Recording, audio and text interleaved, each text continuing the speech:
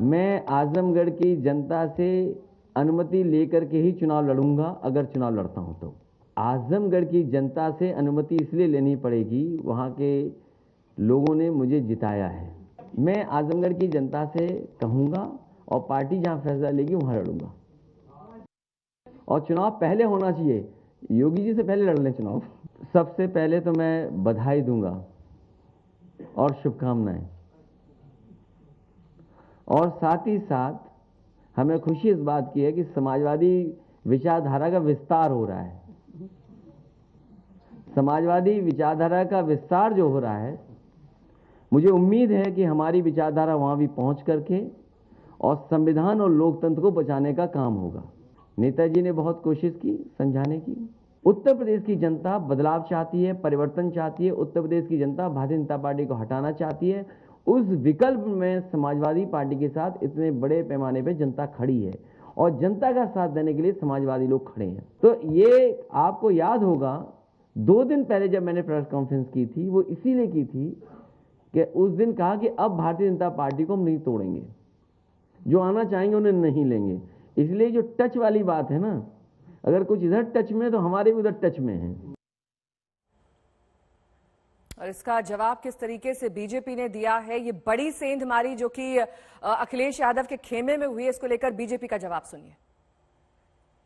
उत्तर प्रदेश के पूर्व मुख्यमंत्री और समाजवादी पार्टी के वर्तमान अध्यक्ष श्री अखिलेश यादव जी अपने परिवार में ही सफल नहीं है और प्रदेश के मुख्यमंत्री के रूप में भी असफल रहे हैं, सांसद के रूप में भी असफल हैं और उनको इतना लंबा समय, भारतीय जनता पार्टी प्रत्याशियों की पहली सूची आई, हमारे माननीय मुख्यमंत्री जी का, मेरा भी नाम पहली सूची में आया, लेकिन अभी भी कहते थे कि हमने बड़ा विकास किया है। जो विकास योजनाएं आती थी उस पर स्टिकर चस्पा करने का काम कि हमने ये शुरू किया है, और कोई विकसित क्षेत्र उनके द्वारा जो विकास किया गया उस क्षेत्र से उनके अंदर चुनाव लड़ने की हिम्मत नहीं हो रही है। यह जान करके मुझे आश्चर्य हो रहा है। ये मन से चुनाव तो नहीं लड़ने वो जा रहे हैं, भरे मन से चुनाव लड़ने जा रहे हैं, क्योंकि जिस तरह से भारतीय जनता पार्टी ने आदरणीय योगी जी को, आदरणीय केशव मौर्य को जो लड़ाने की बात की है, उसको लेकर कहीं ना कहीं एक प्रश्न तो वहां इनके और सदस्य उठा ही रहे होंगे कि आखिर आप क्यों नहीं लड़ेंगे चुनाव। तो अब भरे मन से ये एक अभी आवाज है, चुनाव लड़ना पसंद करते नहीं है।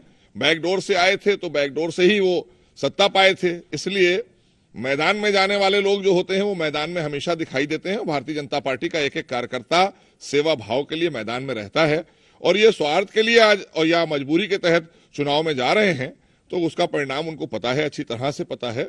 सपा हो या कांग्रेस हो, ये परिवारवादी पार्टियां थी, अब ये परिवार भी नहीं संभाल पा रही हैं। और मुझे लगता है कि चुनाव आते आते तक उत्तर प्रदेश में ये सारे दल बैठ जाएंगे। भारतीय जनता पार्टी 2/3 बहुमत से फिर जीतेगी। दागियों और बागियों के जुगाड़ से विपक्ष का चौधरी बनने की जंग चल रही है। अब दागियों और बागियों के जुगाड़ से विपक्ष का चौधरी बनने की जिस पार्टी में और जिन पार्टियों में जंग चल रही हो, आप देख रहे हो, कोई जो है उत्तर प्रदेश में कहीं से आ रहा है, कोई कहीं से आ रहा है, कोई कहीं से आ रहा है, और उनको लगता है कि हम विपक्ष का चौधरी बन जाएं। लेकिन एक बात उत्तर प्रदेश में बहुत साफ है कि उत्तर प्रदेश में फिर से कभी भी किसी भी रूप में उत्तर प्रदेश की जनता न कमीशन को, न करप्शन को, न कम्युनलिज्म को बढ़ावा देगी, न उसके इर्द गिर्द सत्ता को आने देगी। और आज इस बात का एहसास उन विपक्ष के चौधरी बनने की जो चौधराहट कर रहे हैं उनको भी इस बात का एहसास है। इसलिए देखिए आपकी कहाँ से आकर के और विपक्ष की चौधराहट की चूचू के मुरब्बे जैसी जो है वो चाल चल रहे हैं लोग। अभिषेक मिश्रा मेरे सहयोगी इस वक्त तमाम जानकारी के साथ जुड़ गए हैं। अभिषेक, देखिए अखिलेश यादव के साथ इस वक्त बहुत सारी चुनौतियां जुड़ गई हैं। पहले तो उनके घर में ही सेंधमारी हो गई है, अपर्णा यादव बीजेपी से जुड़ गई, अब उनकी काट खोजनी पड़ेगी। उसके बाद उनको ये तय करना है कि कहां से वो चुनाव लड़ने वाले हैं। हालांकि कुछ हद तक स्पष्ट हो गया है कि हो सकता है वो आजमगढ़ से ही चुनाव लड़े। तीसरी जो उन पर इस वक्त तोहमत लगाई जा रही है वो है कि बागियों के दम पर वो चुनाव लड़ रहे हैं, दागियों के दम पर चुनाव लड़ रहे हैं। देखिए बिल्कुल इस बार के चुनाव में अखिलेश यादव के आगे दोहरी नहीं तिहरी चुनौती है। आपने बिल्कुल ठीक कहा, क्योंकि परिवार में जिस तरह की सेंधमारी करी है बीजेपी ने, छोटी बहू पहले आ चुकी है और उम्मीद की जा रही है कि आने वाले समय में और भी लोग आ सकते हैं। साड़ू है, उनसे बात चल रही है और चाचा शिवपाल को लेकर के भी सुखपुकार तेज है, क्योंकि वो खुश नजर नहीं आ रहे जो सीटें उन्हें अखिलेश यादव ने दी है। तो ये तमाम समस्या उनके आगे है। आजमगढ़ को लेकर के उन्होंने बात कही है कि कहीं ना कहीं वो आजमगढ़ की जनता से आशीर्वाद लेंगे और उनकी अनुमति के बाद ही इस चुनाव में जाएंगे। लेकिन इशारा साफ था कि चुनाव में जा रहे हैं और आजमगढ़ से ही ताल ठोकेंगे, क्योंकि पूर्वांचल समाजवादी पार्टी और बीजेपी दोनों के लिए बहुत जरूरी है। और इस लड़ाई में उतर के न सिर्फ वो सीधे तौर पर ये इशारा कर रहे हैं, बल्कि इसके साथ ही साथ ये भी बता रहे हैं कि कैसे वो काडर के साथ खड़े हुए हैं। और रही बात जो दागियों को लेकर के आरोप लग रहे हैं और जो जिस तरीके से तमाम नेता एक एक करके उनकी पार्टी में आ रहे हैं, उसको लेकर के कहीं ना कहीं सवाल जो बीजेपी ने खड़े किए, और लगता है कि समाजवादी पार्टी के खेमे को संभालना अखिलेश यादव के लिए चुनौतीपूर्ण होगा। इसीलिए उन्होंने जमीन पर उतर के चुनाव लड़ने का भी फैसला किया है। ठीक है, बहुत बहुत शुक्रिया अभिषेक इस तमाम जानकारी के लिए आपका। और हाल ही में अखिलेश यादव की सेंधमारी का जवाब बीजेपी ने उनके परिवार में बड़ी सेंधमारी से दिया। मुलायम परिवार की छोटी बहू अपर्णा यादव आज सुबह बीजेपी में औपचारिक तौर पर शामिल हो गई। जिस बीजेपी से समाजवादी पार्टी का सीधा सामना है, सीधी लड़ाई है, उसी पार्टी में अपर्णा यादव का शामिल हो जाना समाजवादी पार्टी के लिए एक बड़ा झटका, एक बड़ी चोट माना जा रहा है।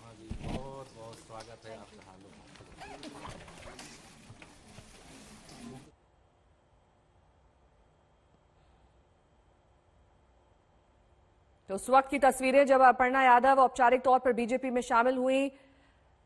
राष्ट्रीय अध्यक्ष जेपी नड्डा मौके पर मौजूद, सीएम योगी आदित्यनाथ और साथ ही केशव प्रसाद मौर्य की मौजूदगी में ज्वाइनिंग हुई। मैंने हमेशा से राष्ट्र को अपना धर्म माना है और मैं हमेशा राष्ट्र के लिए ही अपने कोई भी चीज निर्णय लेती हूँ। तो मुझे लगता है कि ये मेरी एक नई पारी है। मैं राष्ट्र आराधना के लिए निकली हूँ और बस मैं यही कहूंगी सभी से कि मैं आदरणीय प्रधानमंत्री जी और हमारे प्रदेश के मुख्यमंत्री जी से बहुत प्रभावित हूँ और उनकी जितनी भी नीतियां हैं महिलाओं के लिए, उनके स्वावलंबी जीवन के लिए, उनके स्वाभिमान की रक्षा के लिए, ये मुझे नैतिक रूप से बहुत भाती हैं। मैं परिवार से कोई विमुख वाली बात नहीं रखूंगी। मैं बस इतना कहूंगी ये मेरी अपनी पर्सनल ओपिनियन है और प्रदेश में जिस प्रकार से 5 सालों में काम हुआ है आदरणीय मुख्यमंत्री श्री योगी जी के नेतृत्व में और जितनी भी जो स्कीम्स लॉन्च हुई हैं नारी सशक्तिकरण के लिए, रोजगार के लिए और सभी चीजों के लिए, लॉ एंड ऑर्डर के लिए, ये बहुत ज्यादा जो है मुझे लगता है कि प्रभावशाली है। मेरे लिए पार्टी जो भी सुनिश्चित करेगी वो मेरे लिए शिरोधार्य होगा। मैं किसी शर्त पे यहाँ नहीं आई हूँ। मुझे बस इतनी बात कहनी है कि भाजपा सरकार बनाएगी। मैं जैसा कि सभी जानते ही हैं, मैं हमेशा से प्रभावित रहती थी आदरणीय प्रधानमंत्री जी से और मेरे चिंतन में हमेशा राष्ट्र सबसे पहले है। मुझे लगता है कि राष्ट्र का धर्म मेरे लिए सबसे ज्यादा जरूरी है और मैं बस यही बोलना चाहती हूँ कि अब मैं राष्ट्र की आराधना करने निकली हूँ। इसलिए आप सभी लोगों का सहयोग भी बहुत अनिवार्य है। मैं हमेशा से भारतीय जनता पार्टी की स्कीम से हमेशा से बहुत बहुत प्रभावित रहती हूँ और यही कहूँगी कि जो भी कर सकूंगी अपनी क्षमता से करूंगी। मुझे यह कहने में प्रसन्नता हो रही है कि निश्चित तौर से श्री मुलायम सिंह यादव जी की पुत्रवधू होने के बाद भी समय समय पर आपने जो अपना विचार आप सब मीडिया के मित्रों के माध्यम से रखा है, वह विचार सदैव से मुझे उनका भाजपाई लगता था कि वो भारतीय जनता पार्टी परिवार के लिए उपयुक्त एक मातृशक्ति के क्षेत्र में नेत्री हैं। बहुत दिनों से चर्चा के बाद आज उन्होंने यह फैसला लिया कि हम भारतीय जनता पार्टी परिवार का हिस्सा बनेंगे। अपर्णा को सुबह शुरू से लग रहा है कि केंद्र में आदरणीय मोदी जी, राज्य में योगी जी, एक अच्छा सुशासन है, कानून का राज है और ये राज रहना चाहिए। इससे प्रभावित होकर भारतीय जनता पार्टी में शामिल हुई हैं। मैं हृदय से स्वागत करता हूं और भारतीय जनता पार्टी में दो ही काम है, संगठन का विस्तार और कार्यकर्ता का निर्माण, कि आगे बढ़कर ठीक ढंग से नेतृत्व करे और पार्टी का विस्तार हो। मैं पुनः हृदय से स्वागत करता हूं अपर्णा जी का, और पार्टी में आने से पार्टी का कद बढ़ेगा और पार्टी का सम्मान बढ़ेगा। वहीं कांग्रेस को समर्थन देने वाले मुस्लिम नेता तौकीर रजा की नफरती और देशद्रोह से भरी तकरीर जारी है। तौकीर रजा ने फिर कहा कि बाटला हाउस एनकाउंटर की असलियत दरअसल कुछ और ही थी। अगर सही से जांच की जाए तो पता चले कि बाटला हाउस एनकाउंटर में मारे गए आतंकी नहीं थे।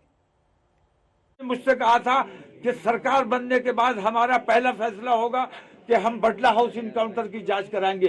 अगर बटला हाउस इनकाउंटर की जांच करा ली होती, दुनिया को पता चल जाता कि जो मारे गए वो आतंकवादी नहीं थे, उनको शहीद का दर्जा मिलना चाहिए। जो इंस्पेक्टर शर्मा मारे गए उस एनकाउंटर में, उनका कत्ल हुआ, उनको भी उनकी पुलिस ने मारा था।